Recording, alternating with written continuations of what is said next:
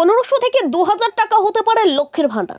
26-এর আগে আবারও ঐতিহাসিক চমক আসতে পারে বলে মন্তব্য বিধায়ক হামিদুল রহমানের। বুধবার ঘিনিগাঁও অঞ্চল তৃণমূল কংগ্রেসের অঞ্চল সম্মেলন অনুষ্ঠিত হলো লালবাজার এলাকায়।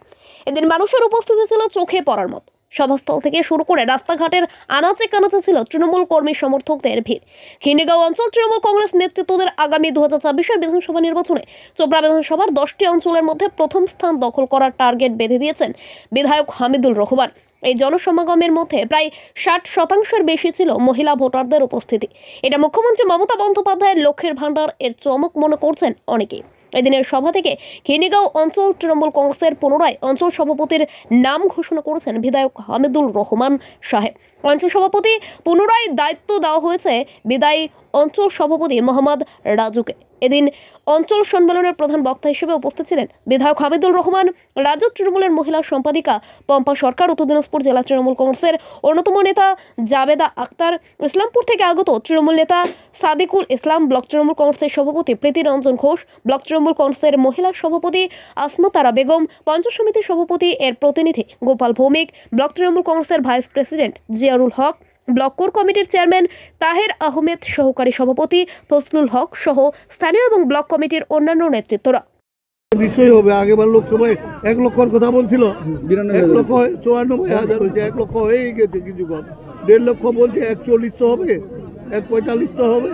নিশ্চয়ই ওনারা টার্গেট নিয়েছে, সংগঠন ওনারা থেকে ঠিকই ওটাই করাবে। এখান থেকে একটা বিষয় শোনা গেল, ইসলামপুর থেকে জাভেদ সাহেব মন্ত্রিত্বের একটা আশা প্রকাশ করলেন এবং চোপড়া মানুষকে সেভাবে ভোট দিতে বলেন। ব্যাপার হচ্ছে এটা দলের ব্যাপার, আশা রাখতে পারি দল কতটা কার্যকরী করবে সেটা নিশ্চয়ই আমাদের ওনারা লিডার, ওনারা নিশ্চয়ই চেষ্টা করবে। ওনারা তো আমাদের এলাকার জন্য খারাপ চেষ্টা করবে না, ভালোটাই জন্য করবে। আজকের সম্মেলনে উল্লেখযোগ্য একটা আপনারা যেটা আর কি জনজোয়ারে পরিণত করেছে মহিলারা উপস্থিতি, এটা কি লক্ষ্মীর ভান্ডারের ফলাফল কি বলবেন? নিশ্চয়ই এটা শুধু লক্ষ্মীর ভান্ডার নয়, ওনার সংগঠনও রয়েছে। ওনাদের বাল বাচ্চাদের মমতা ব্যানার্জি যে লেখাপড়া, কাপড় চোপড়, বই পুস্তক দিচ্ছে, শিক্ষা দীক্ষা দিচ্ছে, সেটারও জন্য।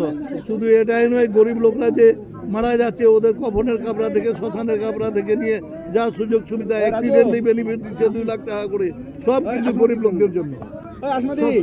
আবার যেভাবে আপনি ঘোষণা করলেন অঞ্চল সভাপতি হিসেবে, তো উনি কিভাবে এই আগামীতে আবার কতটা আশাবাদী যে ওনার উপর?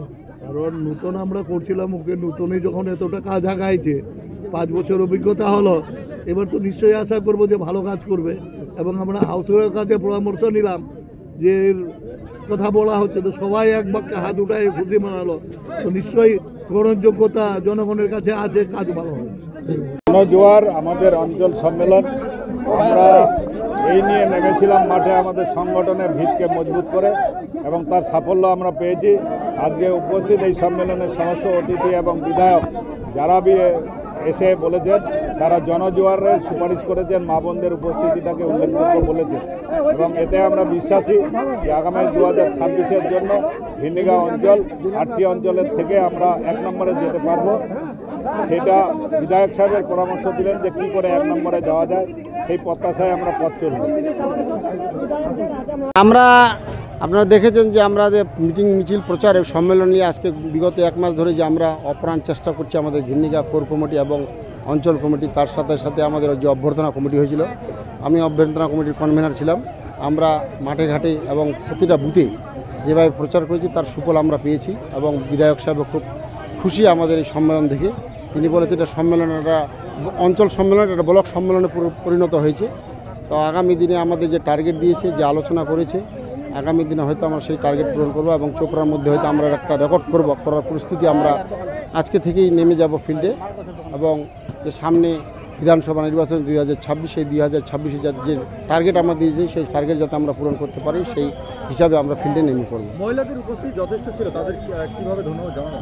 মহিলাদের উপস্থিতি খুব ধন্যবাদ ছিল যে মহিলা সভানেত্রী এখানে আছে, তার সাথে সাথে দলের যে নেত্রী আছে লিটনদার বউ, তাকে আমরা ধন্যবাদ জানাবো। কারণ কয়েকটা মিছিলে তিনি যেভাবে মহিলাদের নিয়ে গিয়ে উপস্থিত করাইছে এবং মিছিলের সময় দিয়েছে, তাতে আমরা তাকে খুব ধন্যবাদ জানাচ্ছি।